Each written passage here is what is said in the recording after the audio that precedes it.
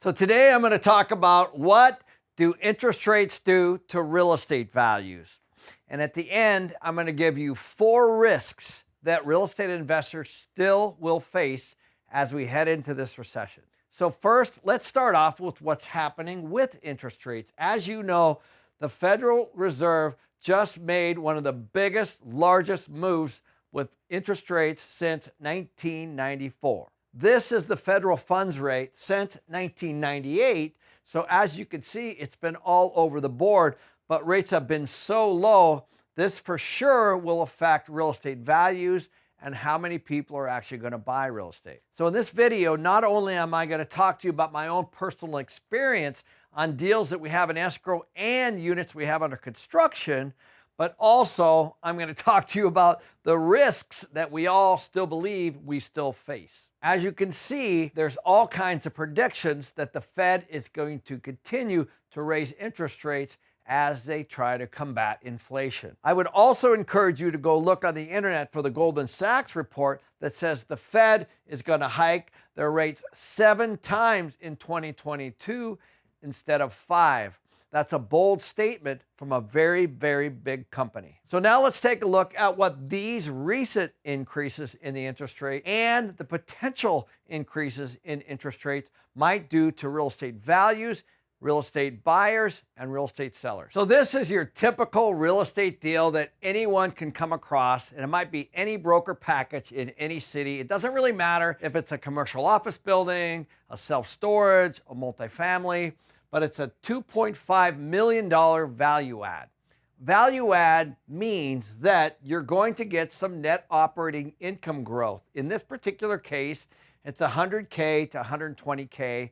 We're not going to get into the details today about why it's a value add or due diligence or any of the things that are necessary, obviously, if you do buy this. But this is a typical deal you might find today where it's a value add and you can create value not only for yourself, but for your investors. Of course, NOI is just net operating income, which is income minus expenses. That's all it is. And all the banks out there look at your NOI when they're looking at what kind of loan to give you, because the NOI is actually going to be the income that pays the debt or the debt payment. So in this scenario, it's your very typical scenario where you got a 75% debt and 25% equity. Now this equity can come from anywhere. It can come from you, it can come from investors, it can come from all kinds of places. This is your typical scenario, and both of these, of course, equal the 2.5 million. So this property produces $100,000 NOI or net operating income, income minus expenses. If you stop here and take your NOI and divide it into the purchase price, it gives you a 4% cap rate or capitalization rate, and we're going to talk about that a little bit more later. But in this scenario, you're buying this property at a 4% cap rate when you take $100,000 and divide it into 2.5 million. The next thing is the interest rate. So let's say this property was in escrow for 60 or 90 days. A 4% interest rate would have been something that might have been underwritten at the time. We of course know that rates have gone up since. So if this buyer had non-refundable money in escrow, then they're a bit in trouble and they have to close. If you've had refundable money in escrow, then of course you can walk away from this deal because interest rates have gone up while you have been in escrow. Assuming as a buyer you've negotiated that in your agreement, which you should be doing if you're not. You take your 4% into the 1.875 million and you come up with a payment of around $75,000. Then you subtract that from your NOI and you get about a $25,000 cash flow, which is great, and that calculates to about a 4% cash on cash. So you take your $25,000, divide it into your $625,000, and that's how you get your 4% cash on cash.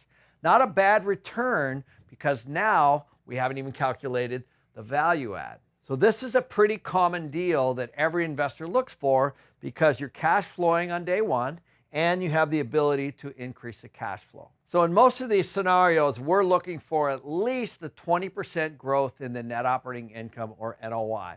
So let's just assume for the moment that there's about a $20,000 increase in the NOI. That might take a year or two, but regardless, you've got a little bit of a value add here, because the bank again is going to give you the value on the real estate based on the NOI. That $20,000 increase in the NOI drops to the bottom line, increases your cash flow to $45,000. All of a sudden, you've now got about a 7% cash on cash return. This, as is a great deal because you're going from a 4% to a 7% cash on cash.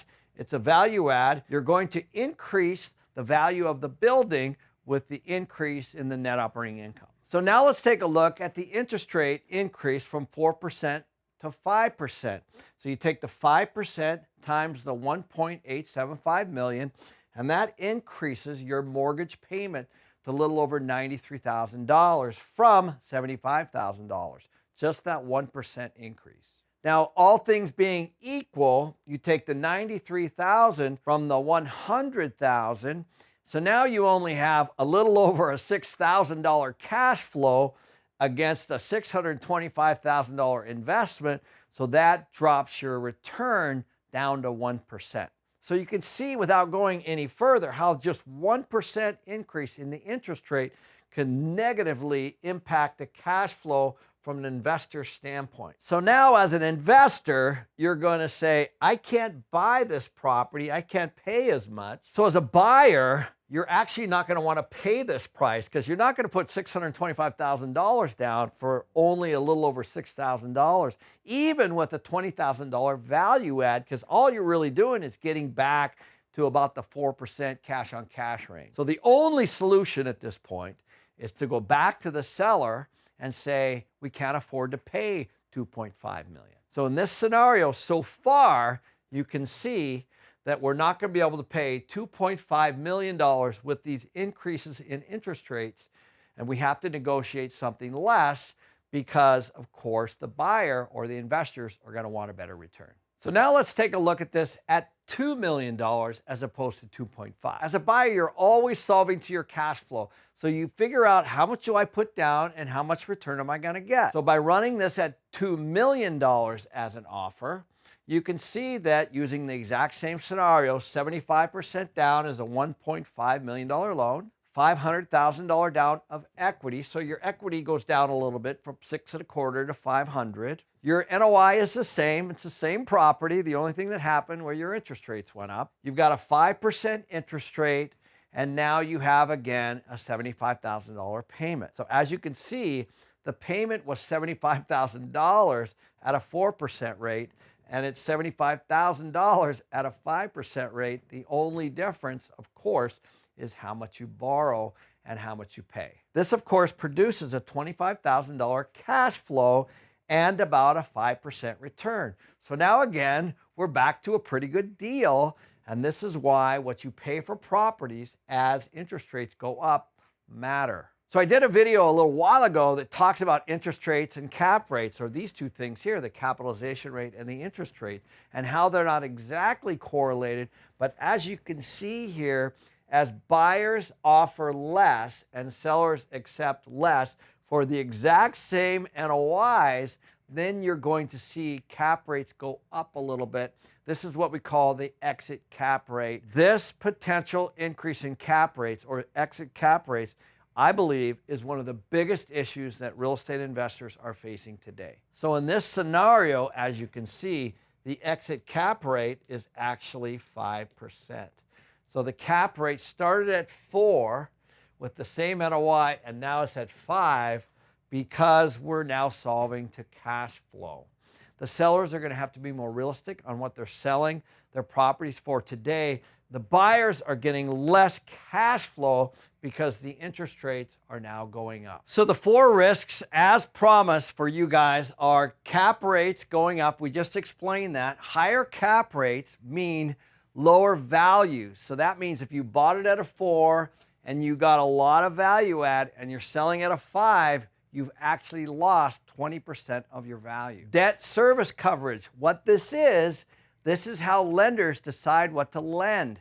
So in that last scenario, $100,000 NOI is what they're looking at to be able to loan you money. Keep your eye on these debt service coverages because what they're doing is they're actually driving the loan to value down and creating more and more equity to buy these properties. Number 3 is what I call value add harvest. The entire reason that you want to buy a property for value add potential is to harvest it later through cash out refinances. And as rates go up and cap rates go up, the value add, all that work that you do and all that stuff that you talk about in your business plan to raise capital might get evaporated with these higher cap rates. And four, of course, as I said in the beginning of the video, these higher interest rates could further drive down cash flow as your mortgage payments go up even more, given the scenario that I just talked about with a $100,000 NOI. Can you imagine what would happen if those interest rates went to 6?